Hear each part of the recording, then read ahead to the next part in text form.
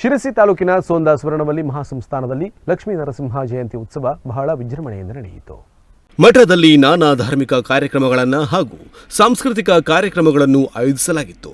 ಶ್ರೀಮದ್ ಗಂಗಾಧರೇಂದ್ರ ಸರಸ್ವತಿ ಸ್ವಾಮೀಜಿಯವರು ಹಾಗೂ ಶ್ರೀಮದ್ ಆನಂದ ಬೋಧೇಂದ್ರ ಸರಸ್ವತಿ ಸ್ವಾಮೀಜಿಯವರು ಆರಾಧ್ಯ ಲಕ್ಷ್ಮೀ ನರಸಿಂಹದೇವರಿಗೆ ವಿಶೇಷ ಪೂಜೆಯನ್ನ ನೆರವೇರಿಸಿದರು.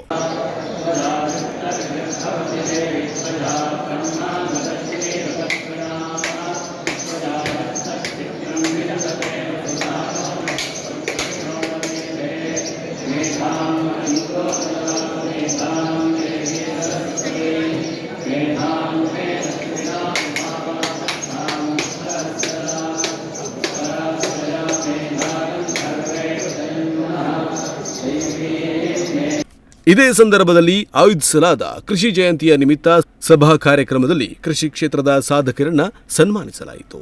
ವಿವಿಧ ಕ್ಷೇತ್ರಗಳ ಗಣ್ಯರು ಪಾಲ್ಗೊಂಡಿದ್ದರು. ಮಠದ ಆವರಣದಲ್ಲಿದ್ದ ಕೃಷಿ ಯಂತ್ರೋಪಕರಣಗಳ ಪ್ರದರ್ಶನ ಮತ್ತು ಮಾರಾಟ ಹಾಗೂ ವಿವಿಧ ಮಳಿಗೆಗಳು ಸಹ ಗಮನ ಸೆಳೆದವು.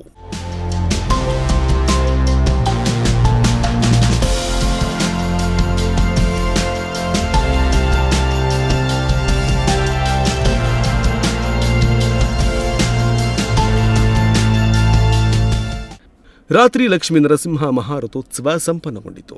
ಸಾವಿರಾರು ಭಕ್ತರು ಈ ಸಂದರ್ಭದಲ್ಲಿ ಪಾಲ್ಗೊಂಡಿದ್ದರು.